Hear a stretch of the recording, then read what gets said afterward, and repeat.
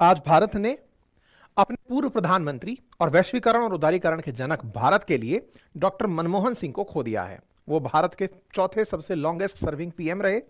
आप ही के चलते भारत के अंदर विदेशी कंपनियों का आगमन सुगम हुआ और जो आज भारत के अंदर विदेशी मुद्रा भंडार बढ़कर के इतना हुआ है, उसके पीछे कहीं ना कहीं आपके वित्त मंत्री रहते हुए उठाए गए कदम ही थे।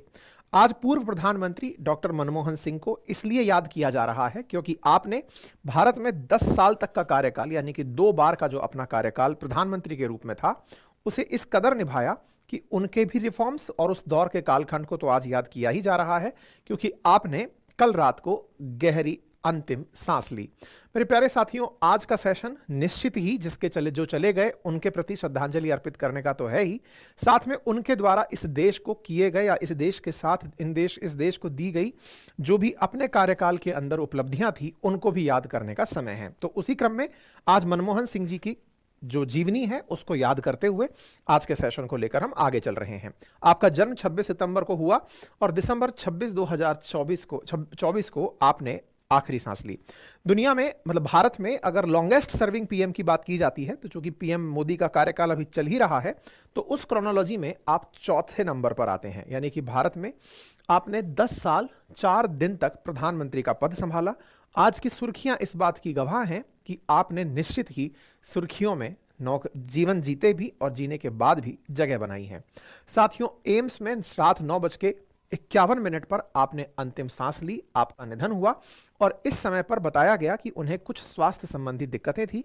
तस्वीरें बाहर आई उनको एम्बुलेंस के ले जाते हुए, और इसके साथ साथ ही ट्विटर पर ट्रेंड होने लगा डॉक्टर मनमोहन सिंह। आप 92 साल के थे और आप 2014 में देश के 14वें प्रधानमंत्री बने थे। 14वें प्रधानमंत्री के रूप में आपने अपना कार्यकाल निभाया और उस कार्यकाल की पूर्ति के साथ साथ आप एक अच्छे सांसद के रूप में लंबे समय तक 24 तक भी काम करते रहे। हमने इस बारे में आपको तत्कालीन रूप से तभी ट्वीट करके जानकारी दे दी थी। देश के राष्ट्रपति, प्रधानमंत्री, उपराष्ट्रपति, विपक्ष के नेता अमित शाह, डॉक्टर जयशंकर, तमाम प्रकार की नेताओं के द्वारा इन पर प्रतिक्रियाएं आई।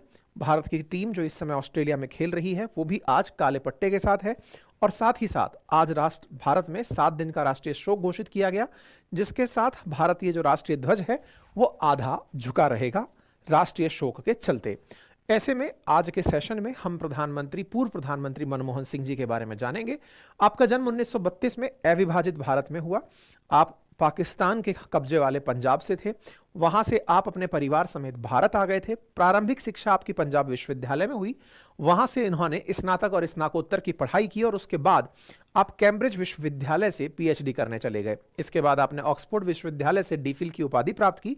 साथ ही साथ आपका इसी क्रोनोलॉजी में करियर शुरू हुआ और आप अर्थशास्त्र के शिक्षक के रूप में ख्याति प्राप्त करना शुरू किए। शुरुआत में पंजाब विश्वविद्यालय और बाद में दिल्ली स्कूल ऑफ इकोनॉमिक्स में प्राध्यापक के रूप में आपने कार्य किया। इसके अतिरिक्त उन्होंने संयुक्त राष्ट्र व्यापार और विकास यानी कि अंकटाड के सचिवालय में भी सलाहकार के रूप में कार्य किया। 87 से लेकर 90 तक वे जिनेवा में साउथ कमीशन के सचिव के पद पर रहे।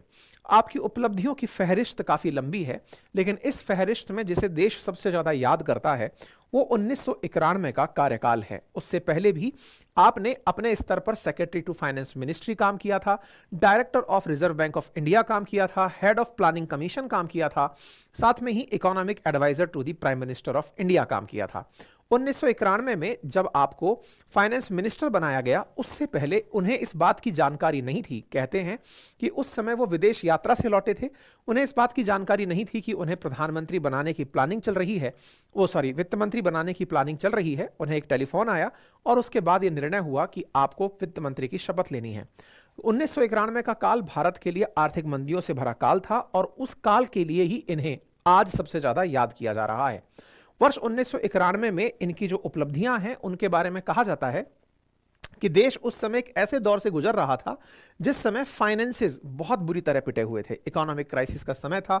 पेट्रोल डीजल की प्राइसेस 20% तक इंक्रीज हो चुकी थी। इकोनॉमिक क्राइसिस डीपन हो चुके थे।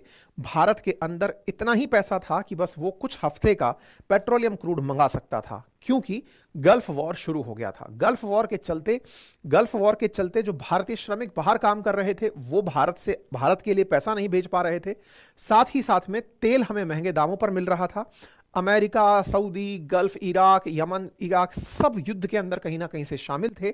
स्थितियां इतनी विकट हो चुकी थी कि हमारा साथी जो यूएसएसआर था वो खुद भी 15 देशों में टूट गया था। ऐसी स्थितियों में भारत के लिए इन परिस्थितियों से निपटना डू एंड डाई सिचुएशन जैसा था। और 1991 में जब नरसिम्हा राव की सरकार बनी तो उनके लिए एक बड़ा चैलेंजिंग टास्क था कि वित्त मंत्री किसे बनाया जाए।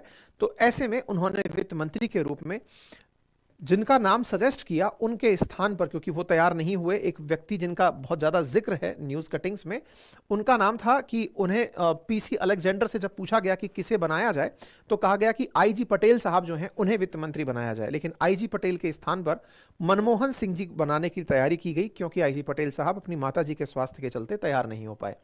परिणाम यह निकला कि आपको वित्त मंत्री बनाया गया और कहा गया कि जैसे ही देश पहला बजट पेश करे तो कुछ ऐसा पेश करे जिसके चलते भारत तत्काल प्रभाव से आर्थिक मंदी से उबर जाए, क्योंकि लगातार पैसा डेप्रिशिएट होता जा रहा था। भारत के बजट में 7,719 करोड़ रुपए का डेफिसिट बजट पेश किया गया था। गोल्ड को गिरवी रखने की नौबत आ गई थी।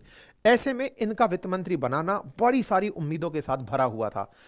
आपने जैसे ही वित्त मंत्री बने तत्काल प्रभाव से लिबरलाइजेशन, प्राइवेटाइजेशन और ग्लोबलाइजेशन पर काम किया और अपनी तरफ से बजट पेश करते हुए तमाम प्रकार के बंधन काट दिए।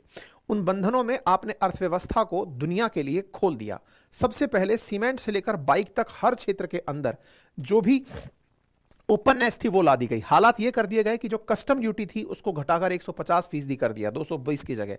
बैंकों को सरकारी नियंत्रण से थोड़ा ढीला छोड़ा गया। प्राइवेट बैंक्स को खोलने का स्थान दिया गया। लाइसेंस राज को खत्म किया गया।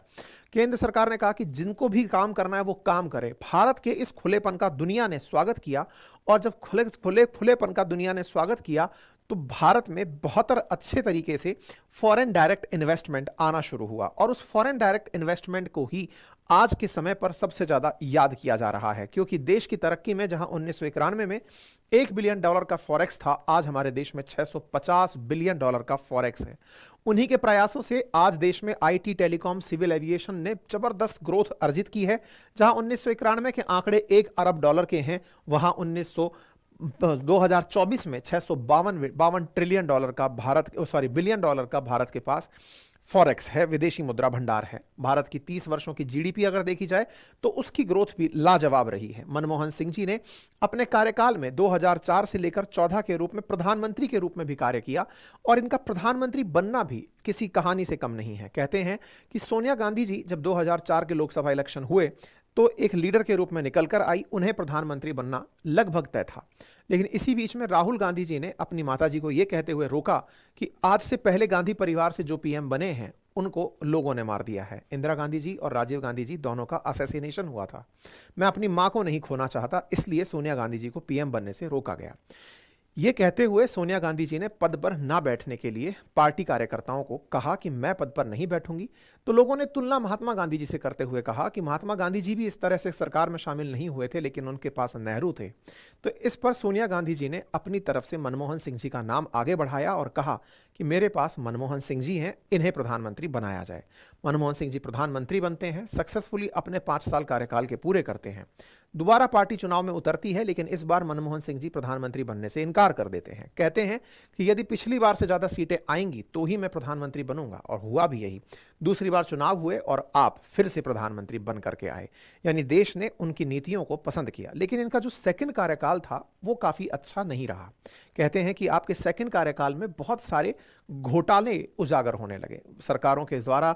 2G स्पेक्ट्रम घोटाला, सीएजी की रिपोर्ट में घोटाला, स्पेक्ट्रम घोटाला, मनी लॉन्ड्रिंग, अगस्ता वेस्टलैंड, तमाम प्रकार के घोटाले उजागर हुए। इसलिए जब सेकंड कार्यकाल फिनिश होने वाला था तब आपने अपनी प्रेस कॉन्फ्रेंस में कहा था कि हो सकता है आने वाले समय में मीडिया या इतिहासकार मेरे प्रति उदार रहें।